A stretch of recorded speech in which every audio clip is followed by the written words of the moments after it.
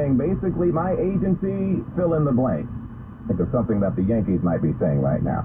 Walensky announced today the CDC's handling of the coronavirus, and now the monkeypox leaves a lot to be desired. And with that, she says the agency's in line for a major overhaul, one that streamlines the process of getting data and putting it out there quickly so the public will be informed instead of waiting on publications and peer reviews to come out first.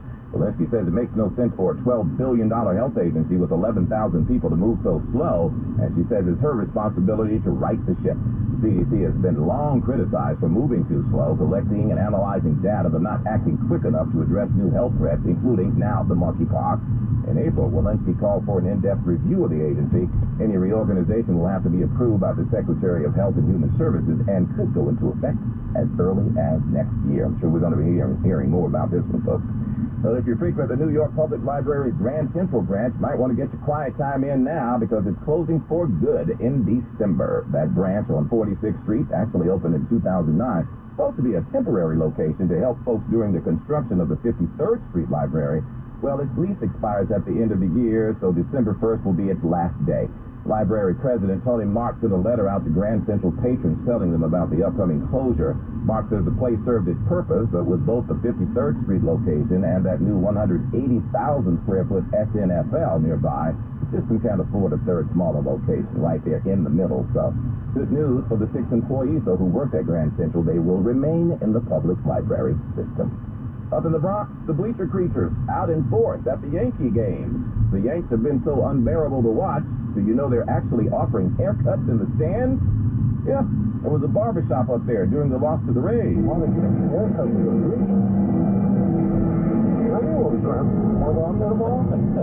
Now that you mention it.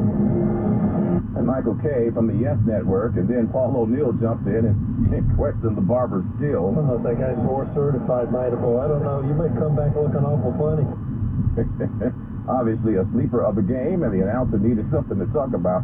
The Yanks lost their lunch again, 3-1 against the Rays. We'll see if the Rays make it a clean sweep today. If so, I'll be the first to ask, what kind of haircut is that? Good news, though, is despite a gosh-awful August, the Yanks, without question, are still 9 games up on Tampa for first place in the AL East.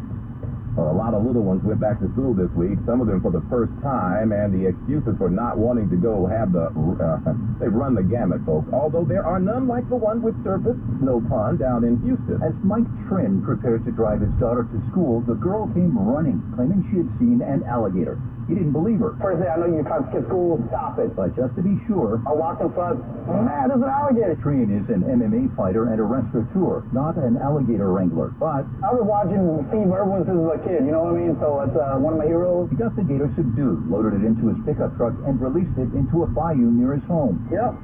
Back in a while. Neither he nor the gator was hurt. Jim Ryan, ABC News, Dallas. And she still had to go to school. Doggone it.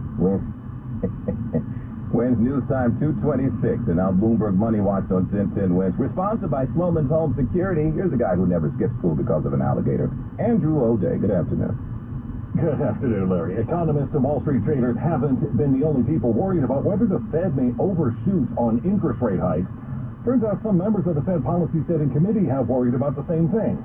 According to minutes of the July Fed meeting released this hour, during which members voted unanimously to increase rates 0.75%, with some also worrying that in coming months, a strong pace of hikes may be more than necessary in the fight against inflation.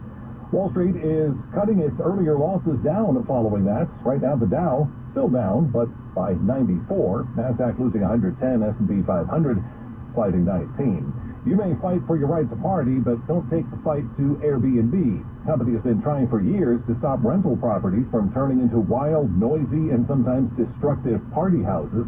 And now it's unveiled new technology to help its efforts, using tools such as renters' histories on Airbnb and how far their homes are from rented properties to try identifying bad actors.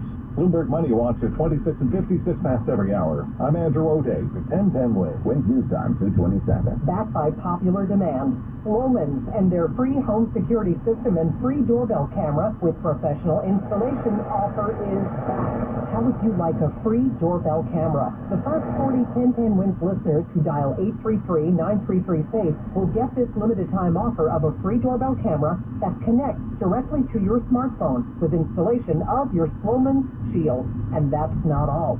Sloman's is going to give you a free customized home